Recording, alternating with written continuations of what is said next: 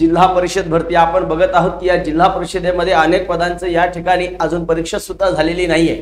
महाराष्ट्रातील लाखो विद्यार्थी या प्रतीक्षेमध्ये आहेत की सर परीक्षा कधी होणार आहे आणि कधी या ठिकाणी निकाल लागून कधी आमची निवड होणार आहे। कारण आता या भारत या देशामध्ये लोकसभेचं वारं वाहू लागलेलं आहे आणि आचारसंहितेच्या पूर्वी नेमकी ही परीक्षा होणार का होणार नाही याची सर्व माहिती या व्हिडिओच्या माध्यमातून मी तुम्हाला देणार आहे। नमस्कार विद्यार्थी मित्रांनो, स्वागत करत आहे तुम्हा सर्वांचं आपल्या सर्वांच्या लाडक्या विश्व मराठी ऍप्लिकेशनवरती व शिवव्याख्याते प्राध्यापक सतीश देवराशिते पाटील या युट्यूब चॅनलवरती। अनेक महाराष्ट्रातील मुलांना प्रश्न पडत आहे की सर आरोग्य सेवक असेल, आरोग्य सेविका असेल, ग्रामसेवक असेल, हे तारीख पे तारीख निश्चित चालू आहे, पण नेमकी परीक्षा होणार कधी हे आम्हाला अजूनही कळत नाहीये। 2019 ला फॉर्म भरले त्या पदाचं तर अजून काहीच मिळ नाहीये। म्हणजे आमचे काही विद्यार्थ्यांचं वय सुद्धा 2019च्या भरतीमध्ये निघून गेलेलं आहे। मग अशा विद्यार्थ्यांनी नेमकं करायचं काय? परीक्षा शुल्क आकारलेली आहे। मग आता सर्वात महत्त्वाचा मुद्दा आहे की आता जिल्हा परिषद भरतीमध्ये बघा, आरोग्य सेवक पुरुष 40% या पदाची भरती आता आपण बघणार आहोत की नेमके कोणत्या पदासाठी अजून भरत्या बाकी आहेत, कोणती परीक्षा अजून बाकी आहे। तर बघा, आता तुमच्या लक्षात येईल की आरोग्य सेवक पुरुष 40% असेल, आरोग्य सेवक पुरुष 50% हंगामी फवारणी क्षेत्र कर्मचारी, आरोग्य परिचारिका किंवा आरोग्य सेवक महिला किंवा सेविका आणि कंत्राटी ग्रामसेवक। मग आता या पदांची परीक्षा होणार नेमकी कधी?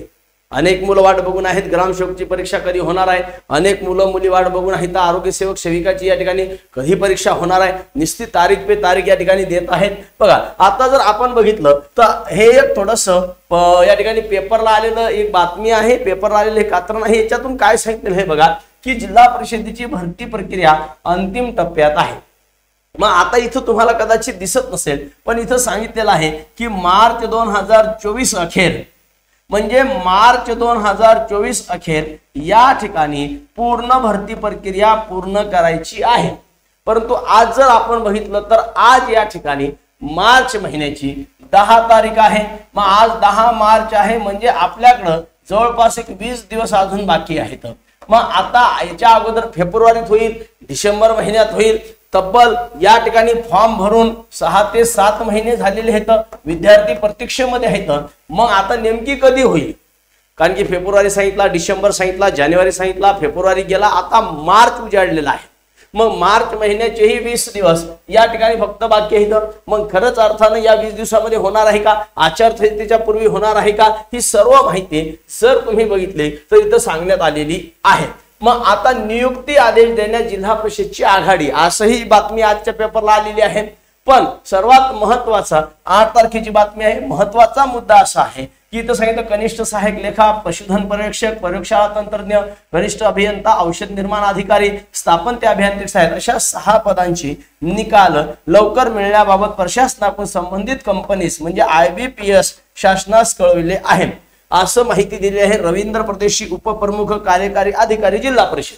आता ही जर भरती प्रक्रिया या माहिती प्रमाणात जर झाली आणि अगोदरच्या कात्रण प्रमाणात जर झाली तर मला असं वाटते की 20 दिवसामध्ये ही परीक्षा व्हायलाच पाहिजे। 100% 20 दिवस आहेत, आजची तारीख आहे 10। मग तुम्ही बघा, आता इथं जिल्हा परिषद प्रशासनाने ज्या ठिकाणी सांगितलेलं आहे, जे ग्राम विकास मंत्रालयाच्या माध्यमातून येते, तिथं स्पष्ट सांगितलेलं आहे की मार्च महिन्याच्या अखेरपर्यंत म्हणजे मार्च 2024 पर्यंत ही पूर्ण भरती प्रक्रिया गव्हर्नमेंटला पूर्ण करायची आहे। मग आता अंतिम टप्प्यात आहे, पण महत्वाचं आहे की हे या ठिकाणी येणं गरजेचं आहे। मग एक माझ्या माहितीस्तव मला असं वाटते सरकारनं दिलेल्या या माहितीनुसार या 20 दिवसात जर असं असेल तर एक्झाम व्हायला पाहिजे, 100% व्हायला पाहिजे, त्याच्या नियुक्त्या व्हायला पाहिजे। कारण मार्च 2024 दिलेला आहे, आता ही शेवटची तारीख विद्यार्थ्यांनी समजावी। काय याच्यानंतर परीक्षाच होणार नाही तेही गव्हर्नमेंटने स्पष्ट सांगावं की आता ही 20 दिवसामध्ये होईल, नाही त्याच्यानंतर परीक्षा या पदाची होणारच नाही असे विद्यार्थ्यांना सांगावं, जेणेकरून विद्यार्थी संभ्रमावस्थेमध्ये आहेत। आता महत्वाचा मुद्दा आहे तो पेसा खटल्याचा काही परिणाम होत आहे का सर? अगदी बरोबर आहे, पेसा खटल्याचाही परिणाम होत आहे। कारण पेसा खटल्याचे जे 13 जिल्हे आहेत, ओके, मग या 13 जिल्ह्याच्या माध्यमातून जर आपण बघितलं, आता अंगणवाडी पर्यवेक्षिका या पदासाठी सुद्धा या ठिकाणी बघा एक्झाम झालेली आहे। पण ती एक्झाम कशी झाली तर तुमच्या लक्षात येईल की ती एक्झाम झालेली आहे या ठिकाणी पेसाची जिल्हे सोडून। म्हणजे पेसाचे जे 13 जिल्हे सोडून या ठिकाणी ही एक्झाम दिले। मग पेसाचा आता या ठिकाणी कोर्टामध्ये याच्यावरती याचिका दाखल केलेली आहे, केस चालू आहे। पण ठीक आहे, मग आता पेसाचे हे जे 13 जिल्हे सोडून उर्वरित पदांची जाहिरात या ठिकाणी उर्वरित पदांची मला वाटते लवकरात लवकर या ठिकाणी गव्हर्नमेंटने किंवा जिल्हा परिषदच्या अंतर्गत भरती प्रक्रिया राबवायला काही अडचण नाही। कारण मार्च 2024 हा तुम्ही शेवटची डेडलाईन मला असं वाटते तुम्ही दिलेली असावी।